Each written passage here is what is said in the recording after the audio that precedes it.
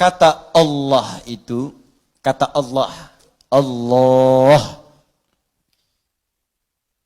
itu menunjuk makna uluhiyah, sifat ketuhanan.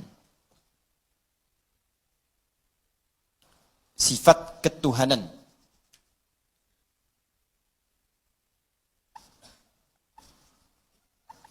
Bukan sekedar menunjuk pada sifat ketuhanan, tapi dengan keyakinan hanya Allah saja yang Tuhan, yang lain bukan. Awas. Saya ingin tegaskan nih, ini dalam konteks keyakinan kita sebagai umat Islam. Ya? Jadi kalau Anda Muslim, silakan Anda belajar. Non-Muslim, boleh ikut belajar juga, silakan. Kalau belum paham, tanyakan. Ya. Pertama, nama Allah adalah nama yang menghadirkan makna uluhiyah, sifat ketuhanan. Nanti lebih detailnya pembahasan di bab tauhid nanti. Ya. Tapi saya berikan cepat. Uluhiyah, sifat ketuhanan, disertai keyakinan bahwa hanya Allah saja yang Tuhan, yang lain bukan. Satu-satunya, tidak ada yang lain. Ya. Dalam bahasa Arab, satu-satunya, nggak ada yang lain selain itu disebut ahad namanya. Ada wahid, ada ahad, itu beda. Kalau wahid, satu, ada yang kedua.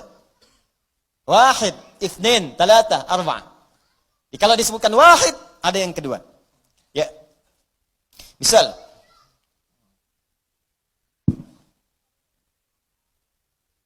sudah? Muhammad Saiful Wahid. Muhammad Saif Al-Wahid. Saif, anak saya yang insya Allah jadi anak yang baik terpuji, anak yang pertama. Ya. Begitu muncul yang kedua, bisa kita katakan Muhammad misalnya Yusuf Thani. Yusuf, anak saya yang kedua, yang mudah-mudahan jadi baik juga. Jadi kalau disebutkan wahid, itu ada yang kedua. Paham ya? Makanya setiap ada kata wahid, ingin ditujukan kepada Allah, mesti didahului dengan kalimat ilah. Supaya menunjuk pada Allah yang itu saja, bukan yang lain. Makanya ketika menunjuk kata ilah, ya wahid, maka mesti ada ilah sebelumnya. Wa ilahukum ilahu wahid. Ya, maka kalimat wahid diikat dengan kalimat ilah. Tapi dia nggak bisa berdiri sendiri. Kalau ingin kita katakan satu aja yang ini, nggak ada yang lain. Pokoknya nggak ada dua, nggak ada tiga, nggak ada yang lain. Nggak ada setengah, pokoknya cuma ini. Maka kalimatnya ahad. Karena itulah ketika Allah memperkenalkan sifat ketuhanannya, disebut namanya Allah satu, nggak ada yang lain. Quran surah ke-112 turun. Qul huwallahu ahad. Quran surah ke-112. Qul, katakan Muhammad, kalau mereka bertanya, siapa Tuhanmu? Apa namanya? Karena ketika Nabi mengerjakan sesuatu, orang-orang Arab dulu bertanya, Muhammad siapa Tuhanmu? Setiap ditanya, Rabb terus, Rabb. Qul a'udzu bi rabbil falaq. Qul a'udzu bi rabbin nas. Rabbana. Kalau kamu punya Rabb, kami pun punya Rabb. Karena Rabb itu sifat rububiyah. Ya, mereka berkata, kami punya Lata, Manat, Uzza. Maka turun surah ini mengatakan, turunkan namanya langsung. Nama yang tidak pernah melekat pada makhluk. Karena ingat, sifat Tuhan itu mesti beda dengan makhluk. Sifat Khalik mesti beda dengan makhluk. Perhatikan, ini dasar berpikir yang sangat mudah. Baik ya, lihat sini. Kalau kita menyebut Tuhan, Khalik sang pencipta, maka mesti beda, tidak sama dengan makhluk, dengan hamba. Harus beda. Jelas? Jadi gini, kalau makhluk ada yang kuat, berarti Tuhan mesti lebih kuat. Ya? Kalau makhluk dengan Tuhan sama-sama kuat, yang ngapain dipertuhankan? Yang paling dahsyat, paling kacau, paling sulit dipahami, kalau Tuhan lebih lemah daripada makhluk. Jelas ya? Maka semua sifat Tuhan mesti beda dengan makhluk. Karena itu ketika Allah turunkan nama, maka namanya pun beda dengan nama makhluk. Perhatikan baik-baik. Kata Allah, pertama, dari segi namanya, namaku Allah, sifatnya ahad. Jadi dari sifat namanya saja, bukan cuma Tuhannya. Sifat namanya saja, nama Tuhan mesti beda dengan nama makhluk. Kata Allah, sifat namaku ahad. Satu-satunya. Mari kita lihat. Bismillah. Allahu Akbar. Ini materi sangat penting. Saking pentingnya saya tulis sendiri, saya hapus sendiri, saya terangin sendiri. Masya Allah, jamaah cuma melihat, menyaksikan, nulis, masuk surga. Masya Allah. Alhamdulillah. Allahu Akbar. Walillahil hamd. Allah. Kelihatan? Belum, Bu. Ya. Tulis dulu. Nah, ini Bu ya. Nah, Masya Allah. Lihat sini. Lihat. Baca. Allah. Perhatikan baik-baik. Sifat ini, saking nama ini lekat dengan sifat ketuhanan. Ya. Makanya nggak ada yang pernah makhluk menyebut dirinya Allah. Ya. Pernah ada orang di muka bumi ngasih nama anaknya Allah? Nggak ada. Kalau bahasa lain silakan. Anaknya disebut Tuhan. Ada di KTP Indonesia, pernah ada ditemukan Tuhan. Ada namanya. Cuma di Indonesia tuh. Masya Allah. Tapi nggak pernah ada Allah, nggak ada. Karena fitrah manusia nggak bisa menghadirkan itu. Nggak bisa. Berat. Karena ada fitrah dalam diri kita. Nggak bisa. Ini nama khusus bagi nama ketuhanan.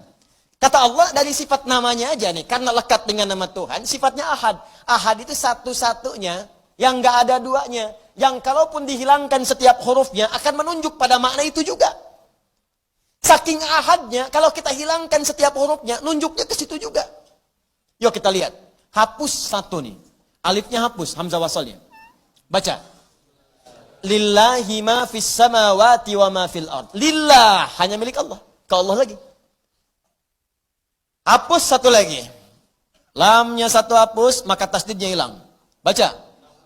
Lahu mulkus samawati wal ard. Lahu, punya Allah juga. Lihat maknanya, kembali ke satu lagi. Lahu mulkus samawati wal ard. Hapus lagi lamnya. Hapus, tuh. Hapus. Tinggal apa? Hu. Hu itu singkatan dari huwa.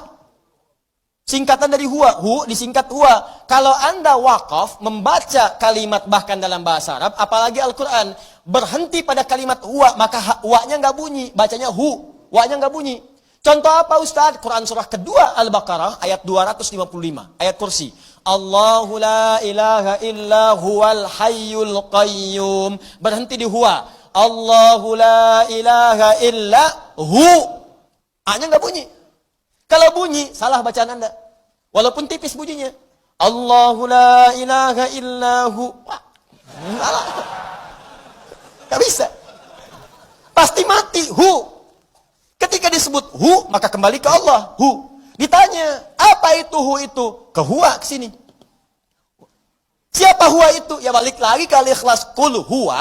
Kul, katakan huwa, yang dimaksud huwa itu Allahu ahad. Ustaz, boleh nggak dihapus semuanya? Boleh, hapus. Siapa takut hapus? Kalau ngapus saja, terangin, tulis, hapus. Oh. Hapus. Kelihatan? Kelihatan tidak? Sesuatu yang tak nampak, yang tak terlihat dalam bahasa Arab disebut dengan ghaib. Ghaib. Ghaib. Ghaib. Anda beriman pada Allah? Beriman. Nampak tidak sekarang? Tidak. Tapi terasa semuanya, kekuasaannya, dahsyatnya disebut ghaib. Makanya ketika turun Al-Baqarah ayat ketiga, alladzina yu'minuna bil ghaib. Siapa ghaib di situ? Allah. Balik lagi. Aduh. Kalau dengan semua ini belum beriman juga, Anda seperti apa lagi saya mesti terangkan? Sekarang kalau nggak percaya, cari nama-nama lain, termasuk nama yang dipertuhankan. Hapus setiap hurufnya. Apakah menunjuk pada makna yang sama atau tidak? Saya akan tuliskan nama-nama yang familiar yang dipertuhankan. Khawatir besok saya dilaporkan. Saya aja nih. Adi. Udah. Sudah, diam. Lihat sini. Adi. Pakai bahasa Arab? Boleh. Adi. Oh, tidak boleh lebih tinggi dari Allah. Adi. Lihat sini. Lihat sini. Hapus A-nya. Baca. Gak nunjuk ke saya. Di. Adi nengok. Dedi nengok. Edi nengok. Odi nengok. Di. Banyak akhiran di. Andi nengok. Lihat. Semua nengok. Di. Semua. Andi, Edi, Dodi. Ya, dan seterusnya. Semua. Bahkan di ini pendek, ketika dibaca bahasa Arab jadi beda. Nih. Di, jadi panjang. Ya. Coba, sekarang hapuskan D-nya. Jadi apa? I. Ya kan? Siapa itu? Abdulli. Paham ya? Coba lihat. Antum tes deh, nama apa aja jadikan kayak tadi. Demi Allah saya katakan. Nggak akan bisa. Karena Allah sendiri yang nyampaikan. Ini nama khusus buat saya, kata Allah. Beda dengan makhluk. Karena saya khalik, mesti beda dengan makhluk. Allah menyebut dirinya khalik. Quran surah ke-15 ayat 28. Wa idh qala rabbuka lil malaikati inni khaliq. Ketika Rabb berfirman pada seluruh malaikat, saya adalah khalik. Maka khalik mesti beda dengan makhluk. Namanya pun lain. Setiap dihilangkan semua satu hurufnya, maka akan menunjuk kepadanya. Makhluk tidak. Dihilangkan satu hurufnya, maka akan nampak cacat dalam maknanya. Paham? Nah, makanya Anda transfer tuh. Hilang satu huruf. Gak bisa nyambung. Gak nyampe uangnya. Silakan. Besok transfer ke saya. Coba aja. Ya. Ayo silakan kalau gak percaya. Transfer, ya. Begitu mau ditransfer, hurufnya satu hilang, ya. Adi hilang misalnya A-nya, di, ya. Atau misalnya Adi Hidayat, hilang kemudian D-nya, ya, di Hidayatnya, Adi Hidayat. Balik Anda ditelepon. Mohon maaf Pak, ini, iya kenapa? Nggak perlu minta maaf, nggak ada yang salah. Tidak, ini ada yang keliru, D-nya Pak, bukan, ini kok Adi Hidayat, nggak bisa nyambung. Oh, mohon maaf itu kurang D. Oh, baik, terima kasih. Dah. Ya. Asep, S-nya hilang jadi Aep. Beda kan? Ya. Maaf Pak, ini kok S-nya nggak ada. Oh iya, pantesan saya panas. Paham ya? Nah, itu satu tuh. Nah, sudah. Kemudian yang paling dahsyat Allah jelaskan lagi. Itu baru nama, kata Allah. Kalau mau pakai logika lebih dalam, saya Tuhan, kata Allah. Kalian mesti yakin. Kalau pada nama aja belum yakin, Allah kasih lagi logika yang lain. Saya tunjukkan lagi, kata Allah. Tuhan itu, kata Allah, mesti satu. Sebab kalau Tuhan banyak, akan jadi masalah. Turunlah Quran surah ke-21, ayat 22. Quran surah ke-21 Al-Anbiya, ayat ke-22. Halaman 323. Ya, baris yang ke-12, paling kanan sebelah bawah.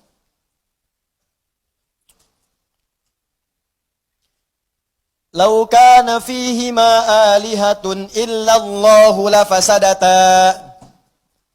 Lau kana fihima alihatun. Kalaulah di langit dan di bumi itu terdapat banyak Tuhan, illallahu selain Allah yang satu. Kata Allah Tuhan itu harus satu. Kalau banyak nanti mengelola langit dan bumi, ngatur langit dan bumi, lafasadata. Pasti hancur, rusak tuh langit dan bumi. Karena Tuhannya banyak. Kenapa? Sederhana. Jangankan Tuhan, makhluk aja kalau banyak, maka pikirannya akan banyak. Seleranya bukan satu, keinginannya beragam. Antum aja kan mau ke sini, baru datang ke sini kan udah diskusi tuh. Lantai 1, enggak, lantai 2. Padahal bareng-bareng datangnya. Ya kan? Janganlah, lantai 2 banyak nyamuk, lantai 3 aja, kan nyamuknya capek naik ke atas. Macam-macam lah pokoknya. Saya pengen di bawah aja, biar cepat pulang. Nggak bisa, pengen di atas. Lihat Ustaz, kamu mau lihat Ustaz apa mau ngaji? Oh, jadi berdebat tuh. Emang kamu siapa? Kamu juga siapa? Nggak jadi. Oh, macam-macam lah pokoknya. Anak kebayang tuh. Suami istri kan begitu juga. Masalah istri mau kondangan aja bisa berdebat. Padahal istri baru satu.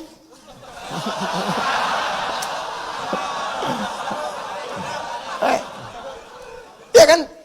Istri mau kondangan kan biasa nanya. Kan datang bawa baju, ya kan? Satu baju hijau, kedua baju biru. Datang, papa, ya kan? Ya mah, ntar dulu ya. Yang bagus yang mana pak? Hijau atau biru? Kata papa ya udah mah, hijau aja. Ih kayaknya biru deh. Tuh gitu tuh. Dia nanya tapi udah punya pilihan. Tuh. Masih mending kalau dipakai begitu keluar kuning. Oh. Nah gitu. Tapi itu biasa. Ada belum tahu.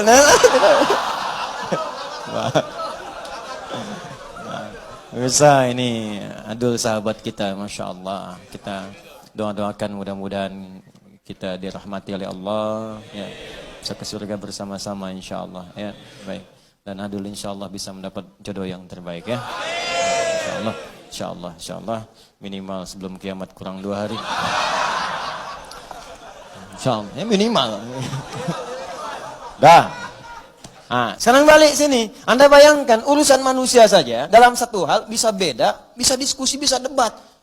Debat bisa rame, rame bisa berselisih. Betapa banyak perselisihan muncul karena perbedaan pikiran dan ide. Betapa banyak pertentangan muncul karena beda argumentasi. Yang dahsyatnya terjadi adalah kerusakan muncul. Sekarang pertikaian, perselisihan, pertarungan, pembunuhan, segala rupa. Ini kan karena beda pandangan asalnya. Karena beda argumentasi diantaranya. Sekarang kebayang kalau Tuhan yang beda pandangan terus Tuhannya ribut. Kitanya bagaimana? Perkara mau nurunkan hujan, Tuhannya 3 misalnya, atau 4 atau 5. Terus ribut Tuhannya. Yang satu bilang saya mau turunin hujan di Pekayun. Kata yang satu jangan dulu dah. Ya.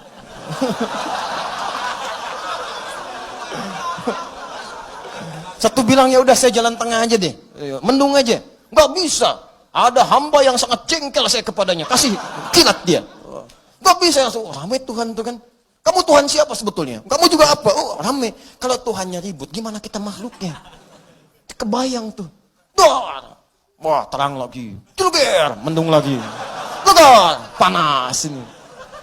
Ustadz ini kenapa? Tuhan lagi ribut. Gak bisa. Ini tafsir. Tafsir. Nggak bisa dilaporkan. Nggak bisa. Terus nggak boleh tepuk tangan. Nggak boleh. Nggak boleh. Ingat kita itu menjalin persatuan, ya kebaikan. Kita berargumentasi, di diskusi dan seterusnya. Tapi jangan sampai terpecah belah. Paham? Nah, gitu cara memahaminya. Nah, jadi ini, itu logika dari Allah. Terakhir yang paling dahsyat, Tuhan itu mesti lebih kuat kata Allah. Makanya diturunkan kisah Nabi Ibrahim, kan? Diturunkan kisah-kisah yang lain, diturunkan ayat misalnya tentang bagaimana ini Tuhan aja nggak bisa nepuk lalat dalam dirinya. Bagaimana bisa dipertuhankan? Karena itu prinsipnya adalah secara logika Tuhan mesti beda dengan makhluk. Paham sampai sini? Nah, kalau sudah paham ya praktekkan Joni. Itu. Bukan cuma sekedar dipahami, praktekkan. Jadi begitu mengucap bismillah, maka hadirkan sifat penghambaan kita kepada Allah yang kita pertuhankan. Maka nggak akan pernah keluar di lisan kita semua agama sama. Menuju pada Tuhan yang sama. Cuman caranya beda-beda. Mustahil keluar kalimat itu. Menghormati keyakinan yang lain harus. Dan jangan paksa orang untuk membenarkan apa yang kita yakini. Terangkan boleh. Dakwahi iya, maksa jangan. Maksa dosa. Tulis maksa dosa, selesai. Ya, paham di sini? Karena itu tidak harus mencela, jangan kemudian menghina, jangan menjelek-jelekan dan sebagainya. Cukup sudah, terangkan dengan baik, selesai, yakini, beres. Tegas sampai sini? Tapi poin terbesarnya adalah kita mesti yakin. Jangan sampai keyakinan itu memudar.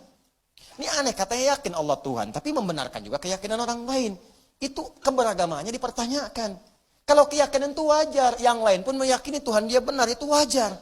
Karena konsep teologi itu begitu. Tapi kita sebagai mukmin, iman kita itu yang mesti kita perkuat dengan keterangan tadi. Jelas ya? Maka sudah nggak ada zero tolerance dalam hal ini. Toleransi terbaik dalam akidah itu zero tolerance. Ya, toleransi terbaik dalam akidah zero tolerance. Zero tolerance dalam hal ini adalah menghormati keyakinan orang lain dan kita meyakini bahwa Tuhan kita itu yang paling benar tanpa harus memaksakan kepada orang lain. Paham? Itu indah. Satu. Syarat pertama. Kalau Anda berdoa, keyakinan itu kurang, pantas. Ya Anda aja kepada Allahnya begitu. Anda ke saya nggak yakin, bagaimana saya bisa memberikan yang terbaik untuk Anda? Anda mau melamar anak orang, tapi kalimat Anda tidak meyakinkan. Ya bagaimana bisa diterima? Dulu. Pak, maksud kedatangan kami kemari, kami melihat bahwa ada aura kebaikan pada putri Bapak. Walaupun memang tidak tinggi-tinggi amat seperti aura-aura perempuan yang lain. Ya. Dan kami melihat ada peluang untuk bisa mendapati cinta putri Bapak. Walaupun sebetulnya banyak juga dari putri yang lain bisa saya cintai. Ya itu mah gak akan diterima tuh. Ya sekarang Anda menyembah Allah.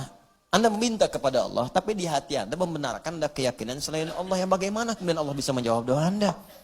Jelas ya? Nah, kita yakin di bagian pertama, tapi sering gagal di bagian kedua. Ini masalah yang terbesar. Nama Allah adalah nama juga yang terkait dengan sifat ubudiyah. Haqqul ma'bud. Atau al-ma'budul haqq. Haqqul ma'bud.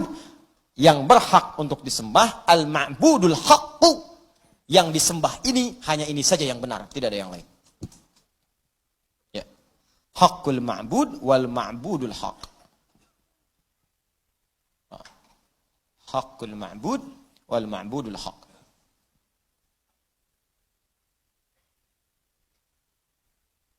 Apa maksudnya haqqul ma'bud wal ma'budul haqq? Ketika kita meyakini Allah sebagai Tuhan satu-satunya yang kita pertuhankan, maka konsekuensi Tuhan itu mesti disembah. Untuk membedakan Tuhan dengan yang bukan Tuhan. Ya kan? Harus ada bukti. Buktinya apa? Anda punya pimpinan di kantor, Anda pegawai. Apa buktinya Anda pegawai? Ya kerja. Ya kan? Apa buktinya pimpinan di atas? Kasih gaji, kontrol, lihat, sakit, bantu. Ya, kasih kemudian kesempatan untuk berobat. Itu pimpinan, tugas di atas. Bukti Anda pimpinan. Bukti Anda karyawan di bawah, layani, kerja dengan baik. Ya kan? Sehingga Anda mendapatkan hasil yang maksimal dari gajinya. Jelas. Kita mempertuhankan Allah. Apa buktinya Allah kita pertuhankan? Buktinya harus ada dari sisi penyembahan. Makanya Allah turunkan perintah untuk menyembah. Sembah saya. Ya. Jadi ketika Allah menyebutkan sifat Tuhan, Allah, maka diikuti dengan kalimat sembah saya. Di mana ditemukan? Quran surah ke-20 ayat ke-14. Quran surah ke-20 ayat ke-14. Quran surah Thaha ayat ke-14. Quran surah ke-20 ayat ke-14. Perhatikan ayatnya. Innani anallah. Kata Allah, sungguh saya Allah. Inna harfu taukid. Harfu taukidin wa nasbin. Awas hati-hati. Harfu taukidin wa nasbin. Tansibul isma wa tarfa'ul khabara. Mabniun alal fathi. Hati-hati. Harfu taukidin huruf yang berfungsi untuk menguatkan, menegaskan. Tarfa'ul isma. Merafa'kan isim, mengangkat dengan kemuliaan. Wa tansibul khabara. Dan menancapkan, menguatkan khabar, berita. Jadi kalau Anda mengikuti sifat inna ini, maka sifatnya kuat, tinggi. Dan kalimatnya kemudian ditegaskan oleh Allah Subhanahu wa taala. Jadi kalau ada kalimat di Al-Qur'an dibuka dengan inna, maka hukumnya tegas, tidak main-main. Innani, saya tegaskan ya, saya ini Allah. Innani anallah. Hei, saya tegaskan pada kalian semua. Musa, saya tegaskan kepadamu. Ayat ini turun sampaikan pada Musa, mengisahkan tentang Musa. Disampaikan ceritanya pada Nabi Muhammad sallallahu alaihi wasallam. Jarak Nabi Musa ke Nabi Muhammad sallallahu alaihi wasallam 2000 tahun. Disampaikan seakan Allah ingin menegaskan, Muhammad, saya ini bukan hanya Tuhan untuk kamu. Bahkan ke Musa pun saya sampaikan, ke Ibrahim pun saya tegaskan, ke Adam pun saya sampaikan. Ya, alaihissalam. Maka Allah sampaikan, innani anallah, saya tegaskan saya ini adalah Allah. La ilaha illa ana uluhiyah. La ilaha illa ana, tak ada Tuhan selain saya. Ya, la nafi. Nafi li nafil ukhra awil akhir. Untuk menafikan yang lain. Tak ada Tuhan selain saya. Kalau disebut Tuhan, cuma saya, kata Allah. Fa'budni. Apakah berhenti pada kalimat itu? Tidak. Diteruskan. Fa'budni. Kalau kalian sudah yakin saya Tuhan, maka buktikan kalian itu hamba. Bagaimana caranya? Kata Allah, sembah saya. Sembah saya. Cari kalimat ini di kitab-kitab lain. Anda akan sulit menemukannya. Sulit. Karena akan sulit menemukan manusia yang mengatakan sembah saya. Fitrah manusia nggak mungkin mengatakan saya Allah. Mustahil. Coba cari di kitab-kitab lain. Anda temukan nggak kalimat itu? Di Quran itu tegas. Nama Tuhan langsung disebutkan, Allah. Kalimat penegasannya langsung muncul. Sembah saya. Saya Allah, sembah saya. Ya. I'm God, worship me. Temukan. Saya Tuhan, sembah saya. Anallahu fa'budni. Saya Allah, sembah saya. Temukan. Cuma di Al-Quran. Innani anallahu la ilaha illa ana fa'budni. Perhatikan baik-baik. Saya Allah, sifat uluhiyah. Fa'budni, sifat ubudiyah. Sembah saya. Maka ketika disebut kalimat Allah, konsekuensinya bukan hanya menuhankan Allah, tapi juga kita siap menyembah Allah. Jelas ya? Siap menyembah Allah. Penyembahan itu yang disebut sebagai ibadah. Nanti tafsirnya ada di kalimat iyyaka na'budu wa iyyaka. Makanya ketika Anda na'budu, mau ibadah kepada Allah, maka konsekuensinya bagi Allah nasta'in. Begitu Anda minta, Allah berikan. Itu maksudnya. Itu lihat rahasianya. Anda sembah Allah. Jadikan semua kegiatan sebagai ibadah. Begitu Anda na'budu, nanti tafsirnya, iyyaka na'budu ya Allah, saya bersaksi engkau Tuhan. Maka saya akan buktikan ya Allah engkau Tuhan, saya sembah engkau. Kami menyembahmu ya Allah, kepada kepadamu. Maka Allah teruskan, wa iyyaka nasta'in. Hei, kau punya masalah apa? Begitu Anda minta, wa iyyaka nasta'in ya Allah, kami minta ya Allah. Kami mohon, kami punya masalah. Ya Allah, kami mohon, ya Allah, kami punya persoalan. Langsung dikabulkan. Hadis kuncinya muncul. Hadza baini wa baina abdi. Ini perjanjian antara aku dengan hambaku. Wali abdi, kalau hambaku benar melakukan apa yang ia komitmenkan, masalah. Apapun yang ia minta sekarang, aku akan kabulkan. Nah, na'budu itu, menyembah itu, bukan sekedar ibadah ritual, karena ritual itu sifatnya latihan. Salat, latihan. Makanya dalam salat dikatakan, iyyaka na'budu wa iyyaka nasta'in. Bahkan sebelum itu ada panggilan wasta'inu bisabri was. Sebelum sholat, nih cara menerjemahkannya. Sebelum sholat, ayo coba rinci punya masalah apa. Wasta'inu, minta kepada Allah dalam sholat.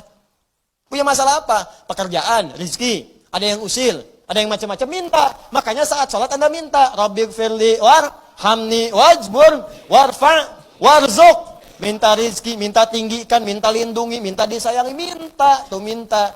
Cuman persoalannya ketika minta, sifat uluhiyah itu muncul enggak? Merasakan enggak Allah yang satu? Menghadap enggak ke Allah? Baknya ini fungsi enggak? Merasakan enggak dilihat Allah dalam sholat? Kalau merasakan akan fokus, akan khusyuk, takut. Kalau merasakan akan latihan, bacaannya benar. Alhamdulillahirrabbilalamin. Mau sampai kapan?